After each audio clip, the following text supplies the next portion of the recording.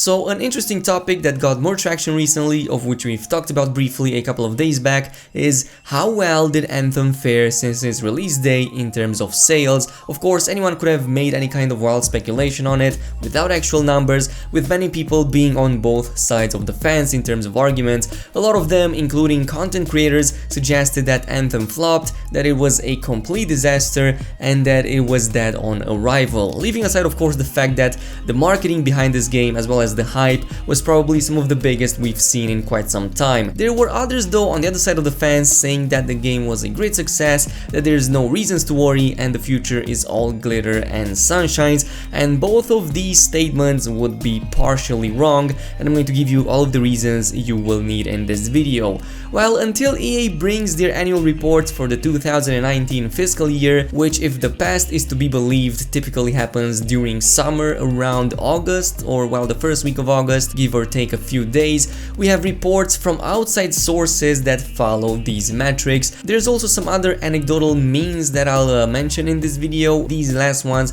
should be taken with a grain of salt, as they only serve as helping points and not actual statistics. Anyway, a bunch of more or less recent articles brought us more insight on Anthem sales, with probably the first ones mentioning the fact that the game came out at #1 spot in terms of sales in the month of February 2019 in the UK, while others of course pointed out the fact that the physical sales for the game were less than half of Mass Effect Andromeda's, which we all kinda know how it ended, pretty much abandoned like 6 months into it, with like 10 patches being brought in and none of them containing any actual new content. Most recently, specifically sometimes around yesterday, we had some new talks on the subject with some actual sales figure, and this time around based on actual research data that I'm going to mention in just a bit. There were also talks about the physical sales being of course lower than of Destiny's, but since the industry has obviously moved in even greater steps in the past few years to digital, this comparison doesn't really make any sense anymore, at least in part,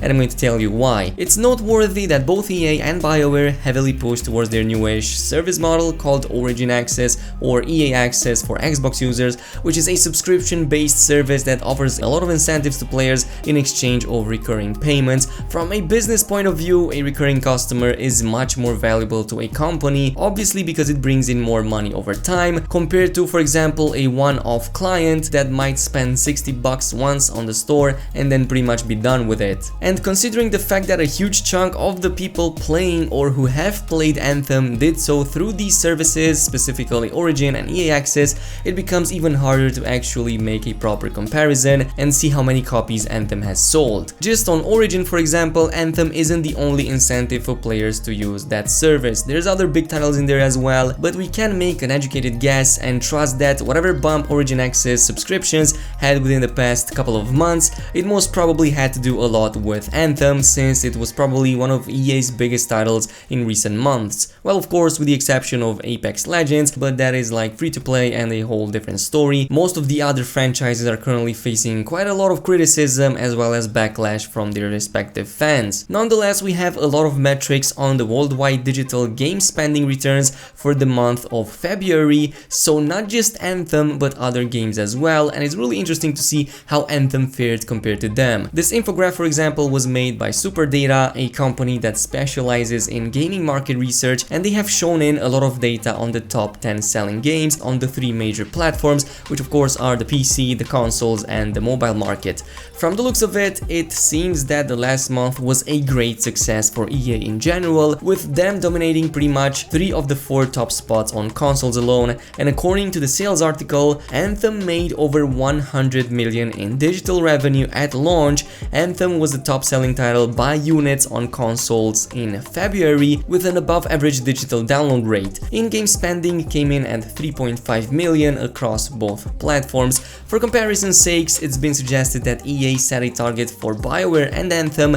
at about 6 million units sold by the end of March, which is in about 1 more week. Now the truth is that we might never get to see and find out what the official sales numbers are for Anthem or any EA game whatsoever, since they generally only tend to put in the actual revenue for the reports, and even then they don't go in like full detail. But Bioware did come in many times, including the past live streams, saying that Anthem is here to stay, that their plan is to continue evolving the game for the upcoming years, so at the very least this shouldn't followed the same route as, well, Mass Effect Andromeda did when it got pretty much shafted. Now the sales numbers are definitely great, and Anthem did have an amazing launch, that is true. For your average consumer, these numbers don't really mean anything. It's mostly for the developers as well as for the publisher where it all matters, but it still is a decent number. Despite all of the social media controversies, despite all of the backlash, it did perform quite well, but there are a few things you need to keep in mind. First of all, Mass Effect Andromeda was also a great success and turned in a lot of profit, but it still got put on ice despite all of this. For most publishers out there, and especially for somebody like EA, a game has an expected performance that it needs to meet in order to stay alive. This could mean trouble for the studio as well as the game itself if this is not met. Anthem might very well be continuously profitable, but the publisher might still not be satisfied with it, since for them it only matters their amount of perceived profit and whatever goal they have set for themselves. So for example, if EA wanted for Anthem to bring in a 200 million profit and Anthem only brings in 100 million, which is still amazing, that still might mean a lot of trouble for the game and the entire fanbase basically, because we would also suffer the consequences of these problems in one way or another. I would also argue that the title of Best Soul Game in 2019 doesn't really hold too much value when the metrics only follow up until the month of February, a month that didn't see too many big titles, if any at all, and we had like Metro Exodus, and before that I think we had Jump Force, but let's be honest here, Anthem ran pretty much uncontested for the entire time window that it was released, from early access all the way up to the full launch, and even during the 2 demos when the marketing for this game was absolutely insane, and every corner you would turn you would see something Anthem related. I am more curious to see how these numbers compare, for example, to Anthem's next semi-competitor, which is of course The Division 2. That one came out this month. It most definitely had a ton of Anthem refugees. I know I am one. I know many of you guys also reported the same, as in purchasing Division 2 to try it out when Anthem disappointed, and if you look up anywhere online you will only see praises towards Division 2, towards Massive Entertainment for the great job that they have done with the game. Yes, technically it is a sequel to the first one that did had a lot of problems on launch day, and it was pretty much on the same step as Anthem is right now, but that still doesn't detract from the fact that these two games right now are in a very different position. I would also argue the fact that the in-game spending, aka the microtransactions, don't look that impressive when you take into account the fact that after its initial retail price, Anthem's next big source of revenue is these in-game spendings. This is what Bioware will basically use in order to fund their future updates and what will constitute their main source of revenue after the game's initial price. Remember that Bioware did promise that all of the future updates and DLCs for Anthem will be free of charge for all of existing users, specifically because they are basing the vast majority of their revenue to come from these in-game sales. And if you take a look at the in-game cosmetic shop right now, there's not really a whole lot of reasons to spend any money on it. In fact, there's no reason to spend your in-game currency on the vanity store right now because there's simply not enough cosmetics, and even the ones that are repeatedly cycled through it aren't really that particularly interesting. A lot of people want to see more armors, which kind of brings me to the point that I wanted to make today. The in-game shop has also been updated, and it contains some new items in it, specifically some more animations, some vinyls and all of that, but no new armors. For those who are still wondering, these new armors will come up with the next update, which is sometimes next week, so until then you kind of have to put up with these cosmetics that are currently in the shop. Now, to continuously put out good quality content, be it in the form of DLCs or expansions, these in-game sales have to be significant, and a $3.5 million